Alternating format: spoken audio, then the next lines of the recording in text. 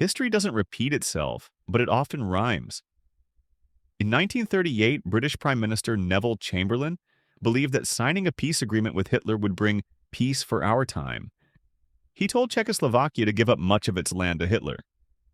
Today, President Donald Trump appears to believe the same about Vladimir Putin, and he's suggesting that Ukraine pursue peace with Russia with terms highly favorable to Russia. They may be Russian someday, or they may not be Russian someday. But is this a lesson from history we should ignore? Let's take a closer look. That the settlement of the Czechoslovakian problem, which has now been achieved, is, in my view, only the prelude to a larger settlement in which all Europe may find peace. In 1938, Chamberlain believed that making concessions to Hitler would prevent another war. Chamberlain saw Czechoslovakia as a barrier to a far more vital project, just like Trump sees Ukraine as an obstacle to a larger goal. But within a year, Germany invaded Poland and World War II began.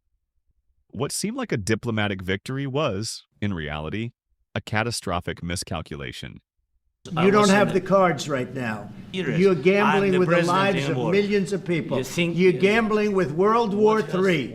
Offer some words of appreciation for the United States of America and the president who's trying to save your country. Trump and Vance seem to believe that pushing Ukraine into peace talks with Russia is the only way to end the war. But history tells us that appeasing an expansionist dictator doesn't bring peace. It invites further aggression. Putin has already invaded Georgia in 2008, Crimea in 2014, and eastern Ukraine in 2022.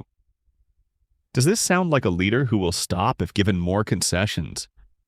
And I spoke with Russia about it. They didn't seem to have a problem with it, so I think they understand. They're not going back in. Once we do this, they're not going back in. This morning, I had another talk with the German Chancellor, Herr Hitler.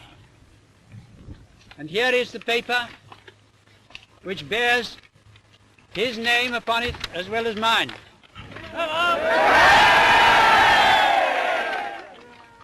We regard the agreement signed last night and the Anglo-German naval agreement as symbolic of the desire of our two peoples never to go to war with one another again.